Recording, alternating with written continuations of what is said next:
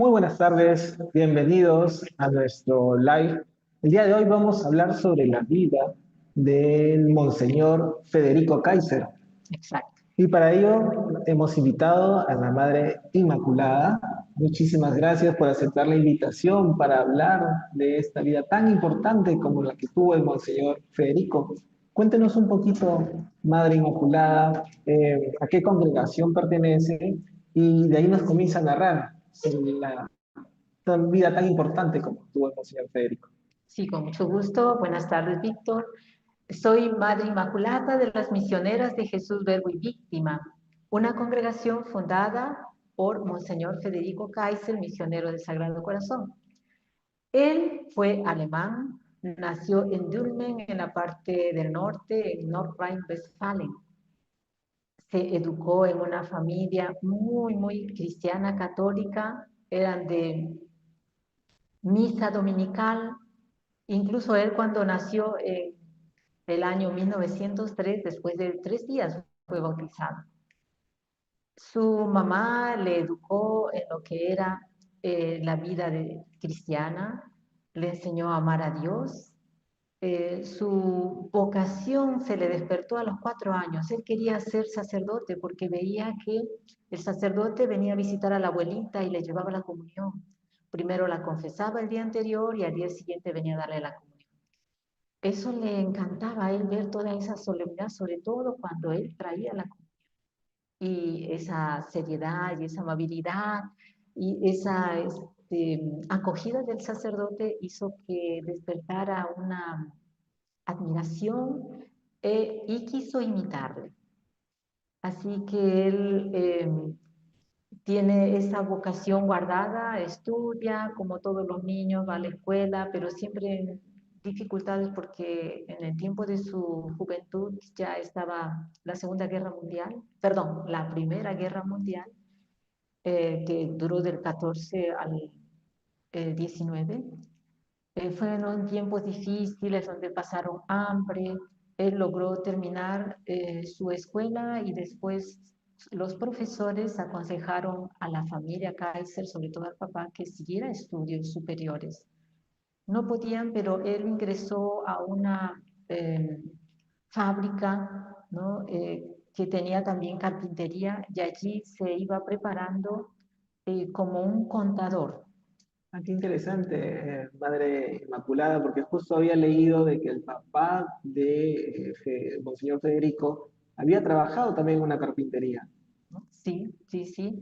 Es allí donde el papá trabajaba, donde también inicia sus prácticas.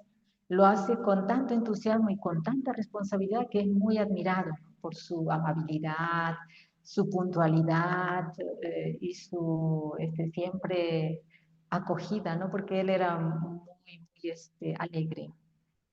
Eh, Y son, digamos, hábitos que todo católico también debe llevar a los que estamos trabajando en su centro de labores, ¿cierto? sí, sí, Reflejar toda esa amabilidad como la que comenta, el querer ayudar a otros, exacto. no solamente ver porque yo deba destacar, sino también cómo puedo hacer para que mis compañeros de trabajo destaquen y todos en conjunto, en equipo, podemos realizar las labores en beneficio de la empresa. Sí, sí. Pero al haber entrado a este trabajo, él renunciaba prácticamente a su ideal, que era ser sacerdote. La madre, la mamá, un día arreglando su dormitorio, pues descubre que él tenía un secreto guardado, ¿no? Y era el anhelo de ser sacerdote. Entonces la mamá habla con él le confiesa que quiere ser sacerdote y con el papá después coordinan para poder eh, hacerle estudiar porque se necesitaba estudios superiores, o sea, tener allá, le dicen gimnasio. Oh, vaya, en esa época de repente habían requisitos previos para poder ingresar al seminario. Sí, sí, tenían que estar nivelado, claro, ¿no? Y podríamos decir, Madre Inmaculada, que de repente su vocación nace cuando vio esa imagen que le llevaban la comunión a su abuelita. Sí, sí, sí, por eso de tan temprana edad. Wow, impresionante. Sí, sí. y logra entonces con la ayuda de un sacerdote que era doctor nivelar sus estudios e ingresa al convento de los misioneros del Sagrado Corazón, que tenían su centro allí justamente a 20 kilómetros de su casa, ¿no? Él vivía en Dülmen y el centro de los misioneros era en Hiltrup. Ya allí ingresa, estudia con entusiasmo, pero tiene la prueba de arriba de Dios, ¿no? Porque se enferma y el último año tiene que retirarse de sus estudios, casi un año. Y el padre director, el rector, le dice, no te preocupes, yo te voy a ayudar y cuando tú ingreses sin necesidad de exámenes puedes seguirlo. Wow. Y bueno, él contento va para reponer, restaurarse, ¿no? O sea, rehabilitarse. Un día, ya cercanos los días de la clausura de año, va a preguntar al padre cómo va a ser su situación. Y le dice, mira, justamente están dando tus compañeros examen y le invita el padre a que ingrese sin opción a decir no. Bueno, Así son los llamados del Señor, ¿no? De repente, de un momento a otro, nos llega ese anuncio para servirle, ¿no? Y estar predispuestos como María, ¿no? Su sí inmediato. sí, sí. Y bueno, aunque no estaba preparado, decía él, pero superó bien el examen porque no le dijeron nada y ya pudo así concluir sus estudios.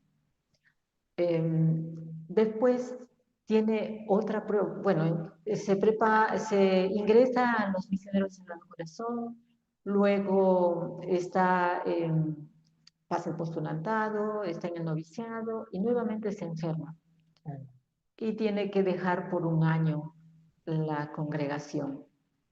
Esto le causa mucho pesar, le pone triste, preocupado, y el motivo era que era demasiado exigente consigo mismo, entonces un poco la tensión que tenía. Se retira entonces con la ayuda del médico que le aconseja que tiene que ir al campo, ya pasa en el campo, pero no veía ninguna mejora. Después ya casi de 8 meses, no todavía un año, pero él ve que no tiene mejoría. El doctor le da medicina, se trata de observarlo, trata de comer, no tiene mucho apetito, pero se esfuerza.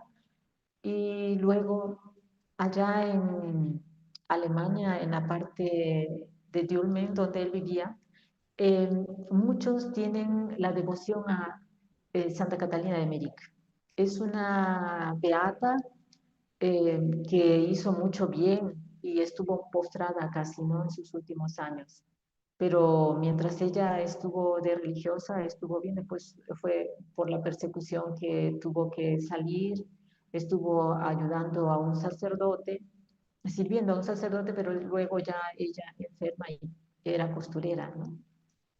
Ya muere en olor de santidad y en esa región donde había nacido nuestro padre fundador, allí la veneraban muchísimo. Y desde pequeño su papá y su mamá le habían enseñado a ir a su tumba a rezarle. Y él decide también ahora, recordándola, decide ir a su tumba y le dice, mira, eh, Catalina, si tú me ayudas a llegar al sacerdocio, yo anunciaré a todo el mundo que vale la pena acudir a tu intercesión. Pero Mm. si tú no me ayudas, yo diré que no vale la pena acudir a ti. Y Santa Catalina de América entonces se sintió responsable y él llegó al Bajo sacerdocio. presión, digamos, de alguna manera, ¿no? Sí, sí. Y llegó, fue, continuó sus estudios, no se volvió a enfermar más. Hubo una fuerte epidemia de gripe en su congregación cuando él era novicio. Todos se enfermaron y menos él. Él estuvo en pie para ayudar a los demás. Como diciendo que le estaba cumpliendo la promesa que había hecho, ¿no? Exacto, exacto. Y él pasa su noviciado, pasa su tiempo de filósofo, teólogo. Ya cuando se acerca ya eh, a recibir las órdenes, ¿no? Para ser sacerdote, le surge la duda si llegará, porque ya al principio de su vida religiosa había tenido dificultades, ¿no? Pruebas grandes. Y bueno, reza mucho y dice, Señor, yo quiero servirte. Y sigue adelante y realmente recibe el orden sacerdotal. Y cuando recibió, dijo, esto ya nadie lo puede anular. Wow. ¿Sí? Era el día más feliz de su vida, llegó al sacerdocio, pero él sabía, ¿no? Que era el inicio de un camino largo, pero no se imaginaba que iba a ser fundador. Madre Inmaculada me lo cuenta y me llena de emoción porque él tuvo, digamos, dos momentos, ¿no? De altibajos tal vez, ¿no? Y de casi un año que le impedían, o en ese momento le podrían haber impedido continuar con su sueño, su deseo, su vocación. Y se respalda en ese tiempo en una beata que le ayuda, como que se vuelve su escudo ante la enfermedad y después tuvo que afrontar esa enfermedad que hubo alrededor y que él no se contagió. Y eso también nos deja una lección, ¿no? De cuántas veces nosotros podríamos tener algunos inconvenientes en la vida, pero de repente encomendarse bajo la intercesión de un santo nos podría ayudar, nos podría dar fuerza, ¿no? Sí, por supuesto. Sí, sí, los santos son amigos de Dios y ellos están muy cerca, entonces, por su vida de entrega, su vida virtuosa, Dios les escucha más rápido. Como un atajo, digamos. Sí, sí, un ajá, sí, Ok, sí. madre, claro. Sí, así que ahora su anhelo después de ser sacerdote era poder ir a las misiones. Y todo misionero de Sagrado Corazón debe decir a dónde quiere ir antes de ser ordenado. Y él había escrito al superior que quería ir a la China. Ok. En aquel tiempo todavía Perú no estaba en la lista, no Es un existía. poco como el caso de Santo Felipe Neri, que él quería ir a las Indias y terminó quedándose en Italia para hacer su apostolado. Ese se convirtió en sus Indias para ayudar a los huérfanos, a los niños más necesitados. Sí, sí, así que él también, entonces de 1932 a 1939 trabaja en la congregación, ven que era, tenía una buena locución y también la doctrina muy clara y lo nombran para hacer retiros, da catequesis, para las prédicas los domingos estaba siempre en una u otra iglesia. Ay, Él, me parece, perdón, Madre Inmaculada, él daba mucha formación a los catequistas, creo también, ¿no? En algún sí, momento. esto ya va a ser más aquí en Perú, pero allá en Alemania más va a ser, sí, le gusta formar porque bueno, los superiores habían visto, ¿no? Que él tenía esa facilidad, ¿no? De transmitir nuestra fe. Entonces va a enseñar a algunos grupos de señoras también, de María, se van a llamar María Schwester, hermanas de María, pero van a ser laicas, ¿no? Eh, y siempre, pues, dispuesto para servir en lo que sea, pero le nombran ayudante de ecónomo del provincial. Después lo envían a una parroquia, pero como ayudante para predicar. Quieren formarlo más para retiros, pero después otra vez lo envían para apoyar porque pues su celo misionero era lo que veían los superiores y lo enviaban, y él siempre disponible. En el tiempo de la guerra, ya, o sea, en ese periodo antes de que inicie la Segunda Guerra, son tomados prisioneros el superior y el ecónomo provincial, el superior provincial. Entonces queda todo al aire y le piden al padre Kaiser en ese tiempo que vaya pronto a tomar el cargo de la economía, ¿no? Allí es cuando va a tener también, y se ve en la película que se va a estrenar, que, bueno, se enfrenta varias veces a los nazis, pero él sin temor porque él sabía que no estaban ellos en su razón, ¿no? Que era un abuso lo que cometían. Además estaba protegido por la beata también. Siempre, siempre.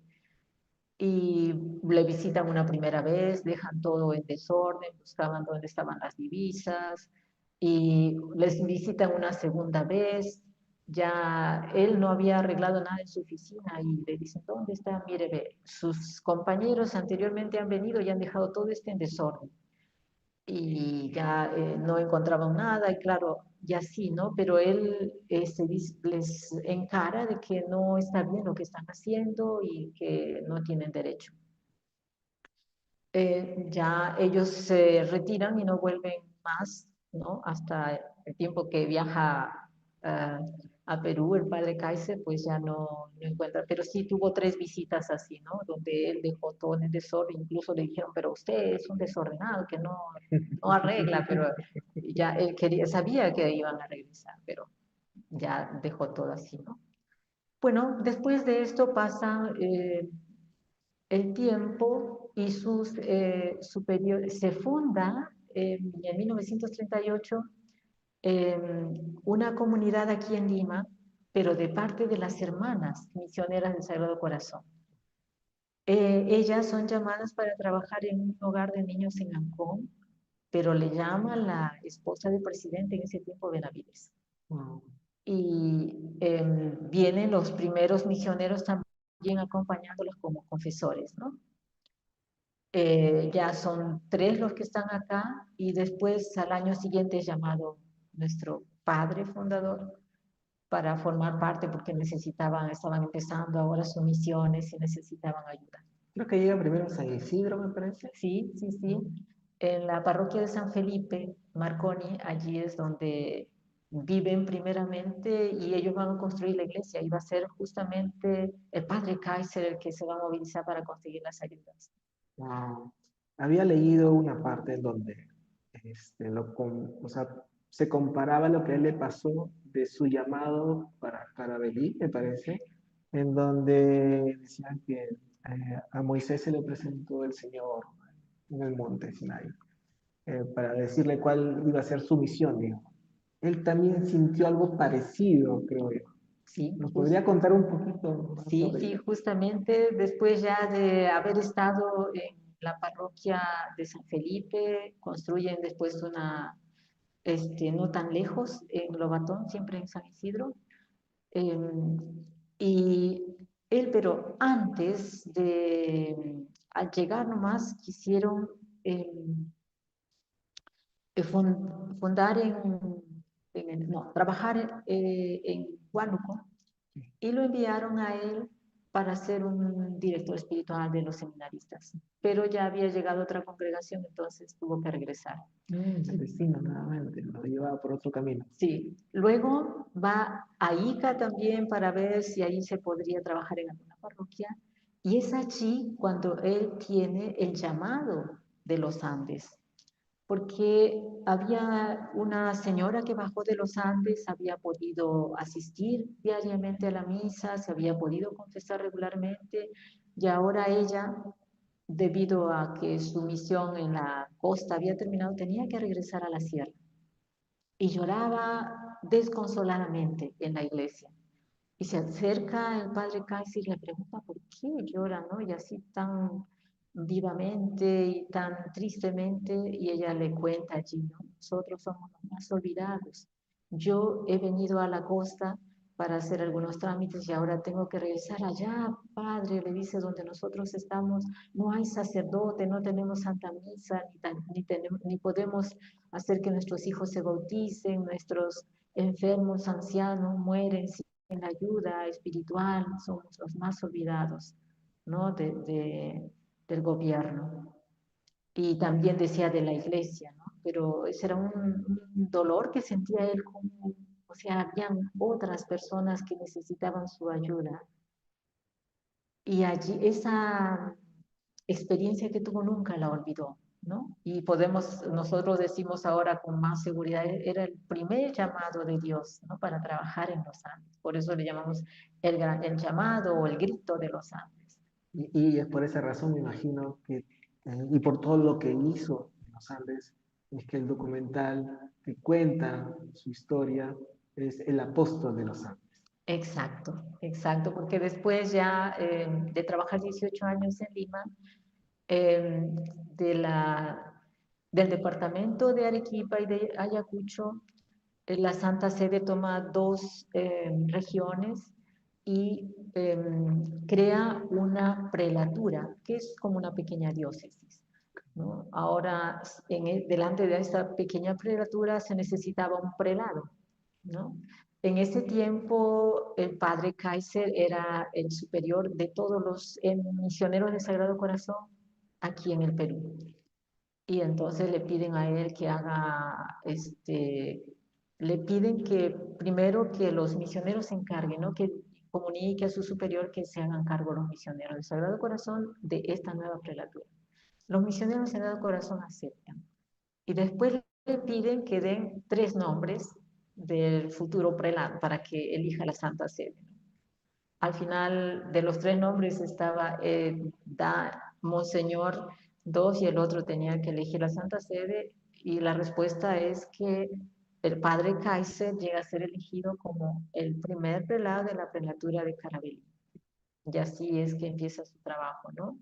Él llega a Carabalí, su nombramiento es el 27 de noviembre de 1957 y al año siguiente, el 9 de marzo, ya toma posesión de la prelatura. Y lo primero que hace es visitar todos sus pueblitos, ¿no? No habían caminos, era difícil llegar, tenía que ir por caminos escarpados y a veces no abrazando los cerros con la ayuda de la misma gente del pueblo, a caballo o en jeep. Era una aventura muy grande, pero lo que le llevaba a él a olvidar incluso el cansancio era que las almas necesitaban su ayuda. Recordaba otra vez el eco de aquella tristeza de esta señora de Ica que regresaba ahora a la sierra, ¿no? Me imagino que tal vez en cada andar, en cada caminar, siempre escuchaba el eco de lo que comentan, ¿no? Sí, De la señora que le reclamaba el abandono del gobierno y de la iglesia, y él siendo parte de la iglesia, quería que eso se cambie, se transforme, sí, ¿no? Y creo que también tienen ustedes una frase, ¿no? Donde termina un camino, ahí empieza su misión, me sí, parece que es así. sí, sí, exacto, ¿no? Así que sí, sí, sí. Nosotros nos mantenemos en nuestro ideal, ¿no?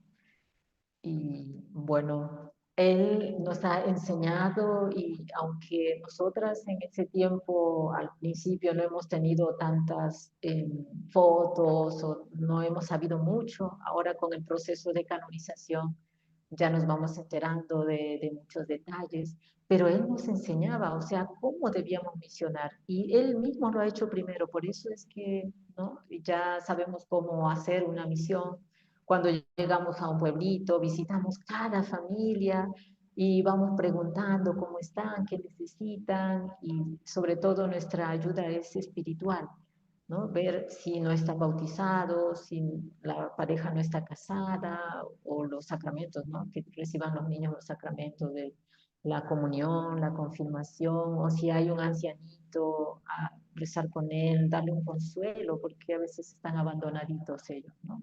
Claro. Sí. ¿Y cómo nace en Monseñor Kaiser la iniciativa o la idea de formar la congregación que usted pertenece? Ya, él empezó a visitar, como dije, desde 1958, toda su prelatura y vio que necesitaba más sacerdotes porque al recibir la prelatura había recibido 32 parroquias Wow. y solo contaba con 10 sacerdotes y no habían religiosas.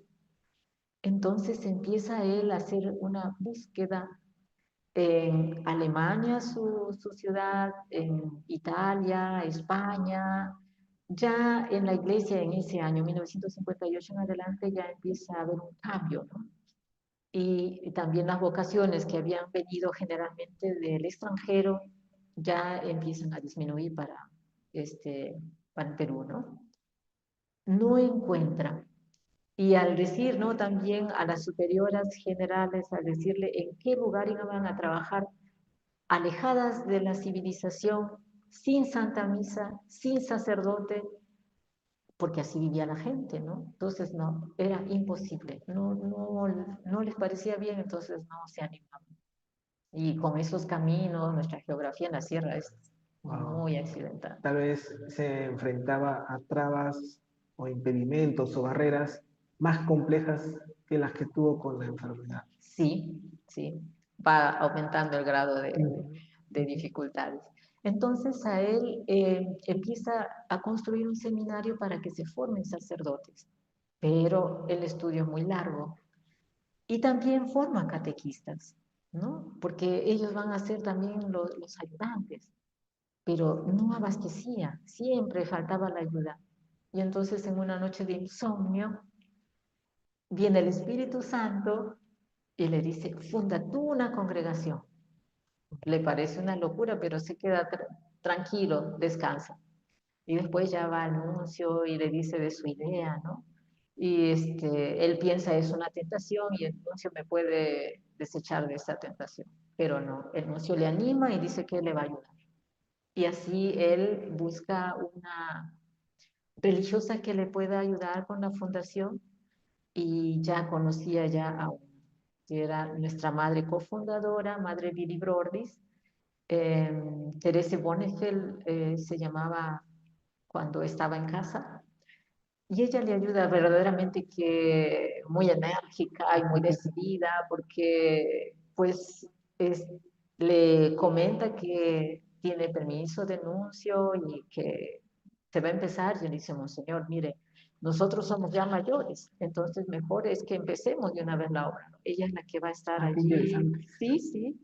Entonces, y así se realiza la fundación en el año 1961, Wow. el 22 de junio. Y si no me equivoco, ha traspasado fronteras, ¿no? Están en varios países. Sí, gracias a Dios, porque esa es su providencia, que ve que pues no es solo la falta de sacerdotes en el Perú, sino también en otros países latinoamericanos. Sí, hemos, ya en el 1979, un obispo alemán se enteró de nuestra misión y nos pidió, después otro obispo también de Bolivia, y así nos hemos ido extendiendo. Al momento tenemos 43 centros de misión. Ya el último se ha fundado hace poco en Chile, el segundo, pero tenemos en Perú son 22, en Argentina 9, en Uruguay 4, en Paraguay 2, en Chile ahora 2, en Cuba tenemos también 2. Cómo actúa la providencia, ¿no? De no tener ningún sacerdote, o tener, mejor dicho, 10 sacerdotes para más de 30 parroquias, y no haber religiosas, y casi nadie había de catequistas, cómo se ha ido ampliando la misión que él ha tenido de formar, promover, motivar y ayudar a que las personas no vuelvan a decir estamos alejados de la iglesia o estamos abandonados por parte de la iglesia, porque ha hecho que la iglesia se acerque a ellos. Exacto, como decía el Santo Padre Francisco, ¿no? Ujú, sí. La Que iglesia en salida. claro, en salida, el pastor como olor a oveja, ¿no? Esos detalles que verdaderamente que el pastor que ve esa necesidad, pues se siente apremiado para llegar a su gente, ¿no? Y él verdaderamente eh, ha sido siempre muy querido en vida, tanto aquí en Lima. Hemos visitado varios testigos oculares que nos contaban cómo les ha ayudado y lo tenían ahí, ¿no? Y las enseñanzas que les dan. Ningún domingo sin Santa Misa, ninguna semana sin confesión, o sea, Wow. eran enseñanzas profundas de fe, ¿no? No solamente que se quieran simplemente algo etéreo, sino una enseñanza viva. Y también en Carabelli lo mismo, ¿no? La gente ha mantenido su fe y mientras haya un sacerdote que les pueda seguir apoyando, o sea, anunciando, ¿no? El Evangelio, pues sí, se va a seguir manteniendo. Y bueno, también nosotras formamos catequistas, ¿no? Ah, también forman Sí, catequistas. formamos catequistas. O sea, nosotros recibimos una parroquia y la parroquia tiene 30, 60, 80 o más de 100 pueblitos. Y Mm, visitamos, durante el año hacemos un plan, visitamos zonas, ¿no? ok. Dividimos nuestra parroquia en zonas y así vamos recorriendo los pueblitos. Y de cada pueblito tratamos de elegir un catequista, es un hombre casado que tiene Ujú. hijitos. Ellos tienen que venir a nuestro centro donde tenemos, donde está la parroquia, está nuestro centro de misión, ¿no? Y de ahí siempre partimos para visitar nuestros anexos. Y la formación es en sí de 3 semanas y ellos permanecen como si estuvieran en claustro. Ah, ok, Sí, ok. sí, Bien concentrados bien en lo que tienen que concentrados. aprender para Sí, después poder comunicar bien y seguir el ejemplo del señor Kaiser, que era muy, digamos, por lo que me comentaba, tenía esa facilidad de palabra, ¿no? sí, De sí, oratoria. sí, eso. Y ellos se forman durante 3 años para que puedan ya tener el título de catequista que algunos obispos lo este, Ujú. certifican. Es igual que acá en Lima, si no me equivoco, también cada año, un mes, entre enero y febrero, se comienzan a formar y creo que después de 3 años logran también tener una constancia, un Sí, certificado que están sí. debidamente preparados y capacitados para dar catequesis, ¿no? Sí, sí, sí, así. Y ellos regresan cada cierto tiempo, puede ser un mes o 2 meses para dar informe de cómo les va, qué problemas tienen, y regresan a sus pueblos para poder, incluso nuestras misioneras les revisan la prédica, ¿no? Según la reunión que van a tener, entonces por un mes tienen 4 prédicas que tienen que revisarle. Y si es por 2 meses, cada 2 meses su encuentro en el centro misional, pues tiene que llevar más, ¿no? Eso me parece una muy buena práctica porque están haciendo no solamente un seguimiento, sino un acompañamiento también. El catequista no solamente queda en formar, sino también en acompañarlo en el proceso. Sí, Qué sí, bueno. sí, sí, pero son muy buenos, muy fieles. Y, bueno, a veces tenemos dificultades porque las autoridades ven que son bien formados, hablan bien, dominan el castellano, saben escribir, redactar bien, y entonces los nombran como autoridades y ahí ya un poco Ok. disminuye su labor, ¿no? Claro, ya resta tiempo para Sí, dedicarse más, digamos, a los temas de trabajo que a la labor pastoral, pastoral. ¿no? Sí. Y como para ir de repente ya cerrando nuestra entrevista, me gustaría hacerle dos preguntas. La primera, ¿qué es lo que más rescata de toda la vida de Monseñor Federico Kaiser? ¿Qué a usted la motivó a ingresar de repente a la congregación y le sigue dando fortaleza para continuar con esta labor que es muy ardua, ¿no? Y sacrificada, porque hay que dejar la familia e ir a lugares, digamos, alejados. Sí, sí.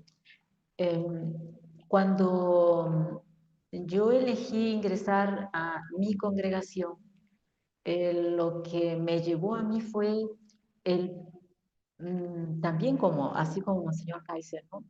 El poder ayudar a la gente pobre, porque yo he nacido en Lima y he vivido siempre mucha pobreza, ¿no? A los alrededores. Y yo siempre pensaba cómo poder ayudar. Y al ver lo que hacían las misioneras, entonces dije, ya, yo aquí puedo ayudar. Uno no sabe mucho lo que el futuro nos prepara, pero cuando ya ingresé y me formé y ya fui escuchando las experiencias de nuestras misioneras que estaban ya en el frente misional, entonces ya me entusiasmaba, ¿no? Caminar tantas horas a pie, ir a caballo, visitando un pueblo, o de repente en ese tiempo todavía habían esos camiones que llevaban porque no habían omnibuses, y también, pero con tal de llegar aquí a la gente, visitarla, darle la palabra de Dios, un aliento, y de repente también una medicina, o de repente atender a alguien que ya, una señora que iba a dar a luz, ¿no? O sea, ayudar, ¿no? Y todos los niñitos, o sea, decirle que Dios los ama, ¿no? Y que su vida tiene un sentido en esta tierra. O sea, eso fue porque nuestro padre fundador, a quien yo he tenido la gracia de conocerle, pues nos iba enseñando. Ahora, ¿qué es lo que él más nos recalcó? De lo que nos recalcó es que debemos llevar una vida de oración intensa, ¿no? Ser muy humildes y siempre disponibles, ¿no? Siempre, eso es lo que hizo él durante toda su vida, ¿no? Incluso él tuvo dificultades que en silencio los llevó, superó, ¿no? O sea, no es que se lamentaba, a veces uno tiene una dificultad, ay, dice, ya tengo esto, tengo, y entonces empieza, ¿no? A lamentarse, pero él no. Incluso esta situación que tenía de la prelatura, ¿no?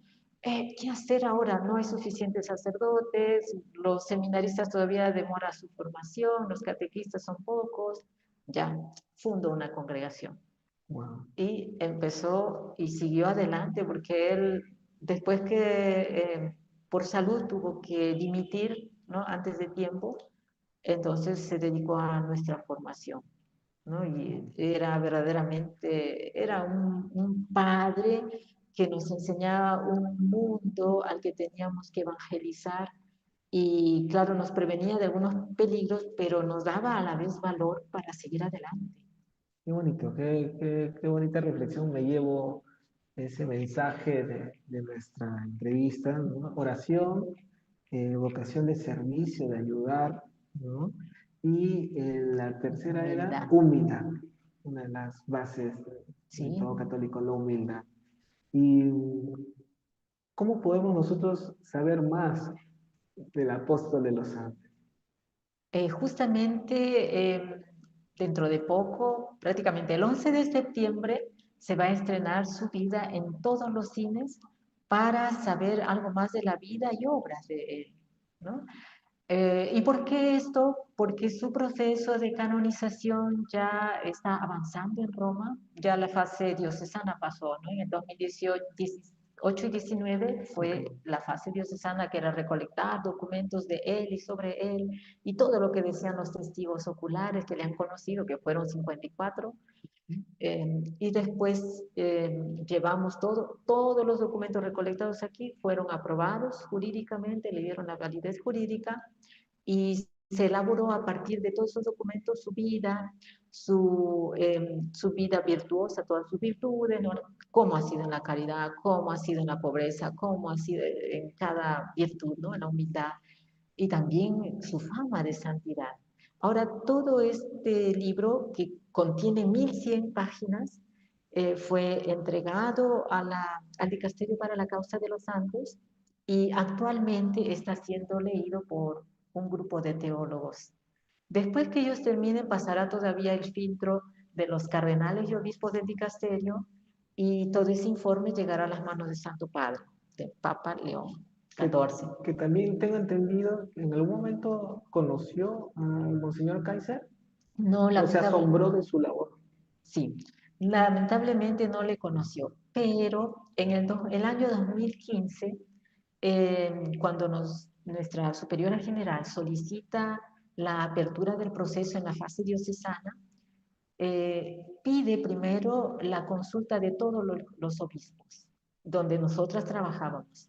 Y en Chiclayo tenemos dos centros de misión, así que le pidió su eminencia Cardenal Cipriani el consejo en aquel tiempo, Monseñor Prevost. Y por eso él dijo, no, no lo he conocido, pero conozco a sus hijas y estoy de acuerdo de que se inicie con su proceso de canonización y yo voy a apoyar. Mm, Sí. qué bueno. Y para terminar, Madre Inmaculada, un consejo que nos pueda dar para todos los que vamos a ver la entrevista. Un consejo es que miren bien, estén atentos. Todo lo que van a ver ustedes no es algo simulado. Claro, los actores tal vez sí que narran la vida o describen la vida de nuestro fundador, pero el resto son nuestras misiones, que lo hacemos con mucho cariño, con mucho amor, porque hemos tenido un santo fundador y que no nos olvidemos que hay gente pobre que necesita también nuestra ayuda. Apoyemos de algún modo, busquemos el modo de aquí ver a nuestros hermanos también que sufren, que padecen, ayudarles. Y nosotros lo hacemos allá en las alturas, ustedes háganlo aquí en la costa. Muchísimas gracias. Gracias, Madre Inmaculada. Gracias por abrirnos la puerta, Con ¿no? mucho gusto. de las misioneras de Jesús, Verbo y Víctima, ¿sí? Y por sus consejos y por ilustrarnos sobre la vida de Monseñor Federico Kaiser, el apóstol de los Andes. Gracias por esta oportunidad y bienvenido en otra oportunidad. Y bueno, nos unimos en oración. Tanto nosotras pedimos la oración de ustedes, de todos, como pues también rezamos por todos para que lleguemos juntos a Dios. Muchísimas gracias. Bendiciones, Madre. Gracias Gracias. a todos. Nos vemos. Bendiciones. Chao.